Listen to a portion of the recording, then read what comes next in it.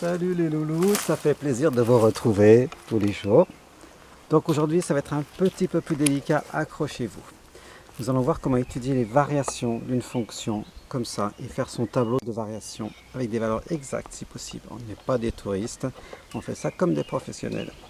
Donc, variation de f de x égale 12x carré plus 10x fois exponentielle x. Déjà, première méthode à connaître, comment j'étudie les variations d'une fonction. Ça, c'est une méthode quasi universelle. Pour étudier les variations d'une fonction, je calcule sa dérivée f'.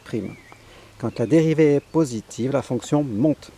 Quand la dérivée est négative, la fonction descend. J'espère que tout le monde s'en rappelle de celle-là. Donc, c'est ce que nous allons faire. Nous allons calculer la dérivée de cette fonction. Ok ? La dérivée de cette fonction, on a vu ça dans les loulous 174, je crois, si vous voulez retourner voir. Donc on va le faire un tout petit peu plus vite, c'était le même genre de fonction. On a une fonction qui est un truc fois un autre, u fois v. Tiens, là c'est marqué v là-dessous, j'ai oublié. U c'est le premier, je fais u', ça c'est v, je fais v'. Et comment est-ce qu'on dérive un produit? On fait u' v plus uv'. Pour dériver un produit, u' v plus uv', u' v plus u v'. Ok? Ça va? Donc ça par contre, il faut absolument le factoriser. Exponentielle x, je le mets en facteur et je regroupe les deux parenthèses, la bleue, la violette. Donc ça fait 12x carré, 24x et 10x, 34x, plus 10 qui est là. Bon ça vous avez qu'à faire un petit calcul intermédiaire pour factoriser si vous voulez. Ok, donc ça c'est la dérivée.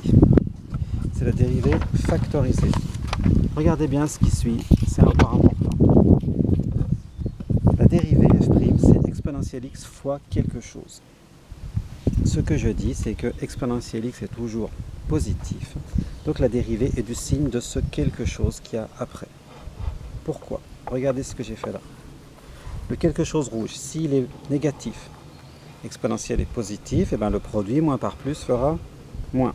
Donc moins, moins.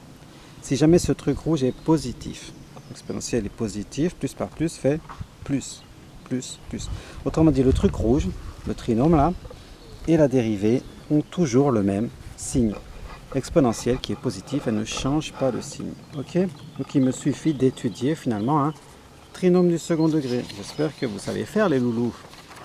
Comment on étudie un trinôme du second degré? On fait delta, on calcule les racines. Ça, bon, vous savez faire, j'espère. Et on dit le trinôme est du signe de A, sauf entre les racines. Ça, c'est le trinôme, c'est à peu près f', enfin le trinôme. Les racines, il est positif, sauf entre les racines. Donc plus, moins, plus. Ok? Suivez toujours. Si la dérivée fait plus, moins, plus, c'est que la fonction fait monter, descendre, monter. C'est enfin le tableau de variation. J'ai mis les racines du trinôme, je mets f', f' fait plus, moins, plus, on a dit, signe de A sauf entre les racines. La fonction fait monter, descendre, monter. On a les variations. Maintenant, il faudrait les extrémums. Dans un tableau de variation, si on vous demande le tableau de variation, il faut les extrémums. Et on peut vous demander des valeurs exactes. Le truc normal, c'est de taper sur sa calculette, remplacer x par moins 2,5 dans la fonction de départ. Qu'est-ce qui se passe si vous tapez tout ça à la calculette? Exponentielle moins 2,5, ça vous fait un nombre compliqué qui ne se termine pas.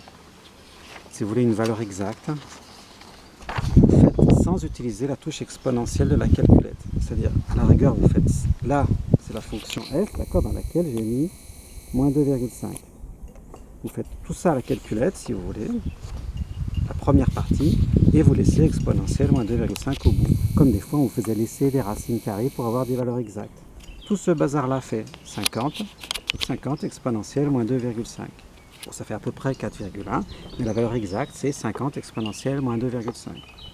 Pareil, si je remplace x par moins 1 tiers, je vais trouver moins 2 exponentielle moins 1 tiers. Vous avez compris? Je réinsiste un coup. Si vous voulez, vous faites, là vous avez ce truc-là. Si vous voulez, vous faites ça à la calculette, mais surtout, si vous voulez une valeur exacte, vous ne faites pas ça à la calculette. Vous laissez exponentielle d'un truc. Et voilà, on a étudié les variations, on a fait le tableau de variation avec des valeurs exactes. Ok? Vous avez bien suivi les loulous? Eh ben, au revoir et à la prochaine pour de nouvelles aventures.